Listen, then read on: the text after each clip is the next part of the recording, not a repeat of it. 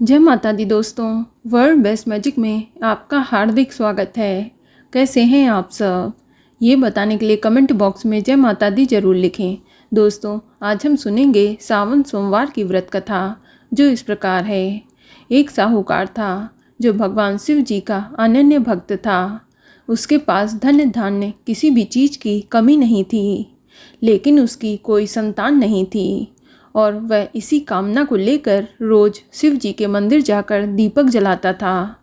उसके इस भक्ति भाव को देखकर एक दिन माता पार्वती ने शिव जी से कहा कि प्रभु, ये साहूकार आपका अनन्य भक्त है।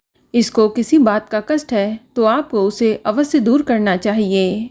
शिव जी बोले कि हे पार्वती, इस साहूकार के पास पुत्र नहीं है, ये इसी से दुखी रहता है। माता पार्वती कहती हैं कि हे ईश्वर, कृपा करके इसे पुत्र का वरदान दे दीजिए। तब भोलेनाथ ने कहा कि हे पार्वती, साहूकार के भाग्य में पुत्र का योग नहीं है। ऐसे में अगर इसे पुत्र प्राप्ति का वरदान मिल भी गया तो वह केवल 12 वर्ष की आयु तक ही जीवित रहेगा। ये सुनने के बाद भी माता पार्वती ने कहा कि हे प्रभु, आपको इस साहूकार को पुत्र का वर देना ही होगा, अन्यथा भक्त क्यों आपकी सेवा पूजा करेंगे। माता के बार बार कहने से भोलेनाथ ने साहूकार को पुत्र का वरदान दिया, लेकिन ये भी कहा कि वह केवल 12 वर्ष तक ही जीवित रहेगा। साहूकार ये सारी बातें सुन रहा था, इसीलिए उसे न तो खुशी हुई और न ही दुख। वह पहले की ही तरह भोलेनाथ की पूजा अर्चना करता रहा। उधर सेठानी गर्भवती हुई और 9वें महीने उसे सुंदर से बालक की प्राप्ति हुई। परिवार में खूब हर्षोल्लास मनाया गया, लेकिन साहूकार पहले की ही तरह रहा और उसने बालक की 12 वर्ष की आयु का जिक्र किसी से भी नहीं किया। जब बालक 11 वर्ष की आयु हो गई तो एक दिन साहूकार सेठानी ने बालक के विवाह के लिए कहा। तो साहूकार ने कहा कि वह अभी बालक को पढ़ने के लिए काशी जी भेजेंगे। इसके बाद उसने बालक के मामा को बुलाया और कहा कि इसे काशी पढ़ने के लिए ले जाओ और रास्ते में जिस भी स्थान पर रुकना वहाँ यज्ञ करते और ब्राह्मणों को भोजन कराते हुए ही आगे बढ़ना। वे भी इसी तरह करते जा रहे थे कि रास्ते में एक राजकुमारी का विवाह था। जिससे उसका विवाह होना था वह एक आँख से काना था।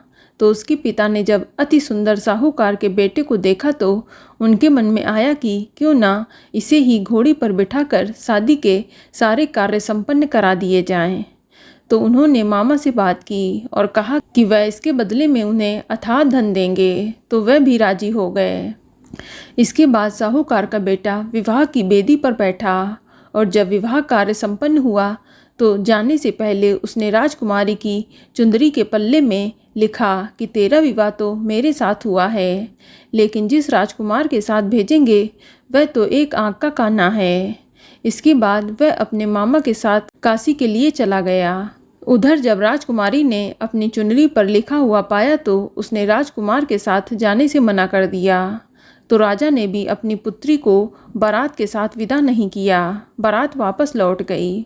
उधर मामा और भांजे काशी पहुंच गए। एक दिन जब मामा ने यज्ञ रचा रखा था और भांजा बहुत देर तक बाहर नहीं आया तो मामा ने अंदर जाकर देखा तो भांजे के प्राण निकल चुके थे।